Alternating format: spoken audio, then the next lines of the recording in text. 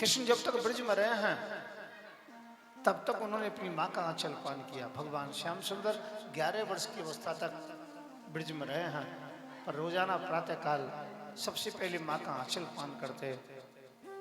गाय चराने के लिए जाते हैं तो माँ का दूध पीते, आते तो माँ का दूध पीते थे। तो भगवान कृष्ण ने 11 वर्ष की अवस्था तक माँ का दूध पान किया। इसलिए हे भक्तों, चाहिए हमें कि माँ जो कि बालक को 11 वर्ष की अवस्था तक माँ को चाहिए दूध पिलाएं। ठीक है, समझ गई कि नहीं समझी? आपने सुना ही नहीं है कुछ। मैंने क्या कहा है? मैंने ये कहा है जब तक बच्चा 11 साल का ना हो तब तक दूध पिलाती रहो। किस किस ने पिलाया है?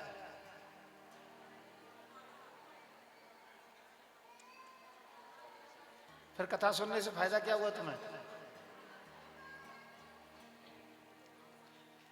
चलो कंप्रोमाइज कर लो। एक माता जी ने कहा ठहरो ठहरो, इस प्रकार से कहा, मैं समझ गया कि वो कह रही है 5 साल तक बालक को दूध पिलाना चाहिए। 5 साल आपने पिलाया? एक बार जोर से ताली बजाएं। बहुत सुंदर।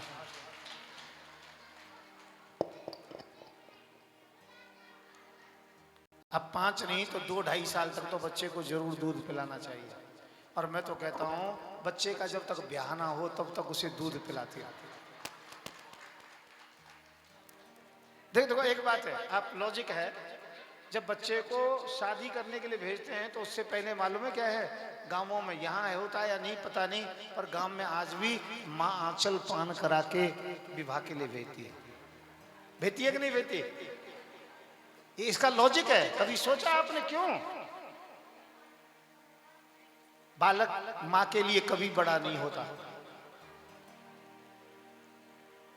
और जब तक बच्चे का ब्याह ना हो जाए ना तब तक बच्चे को तो बच्चे ही समझती है।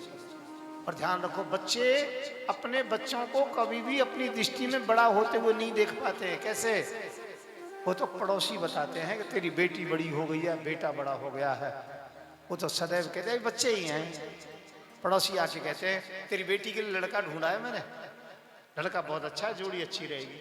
माँ को एकदम से पहली बार शौक लगता है, मेरे बच्चे ब्याह के योग्य। अरे अभी बच्चे की शादी नहीं करे, अभी तो पढ़ाई चल रही है। बेटा भी कितना बड़ा हो जाए तब भी ऐसा लगता है, बेटी भी कितनी बड़ी हो जाए तब भी ऐसा लगता है। इसका मतलब यह है कि बच्चे सदैव बच्चे होते हैं, बच्चों के प्रति वही भाव रहता है। बोले बांके बिहारी लाल की।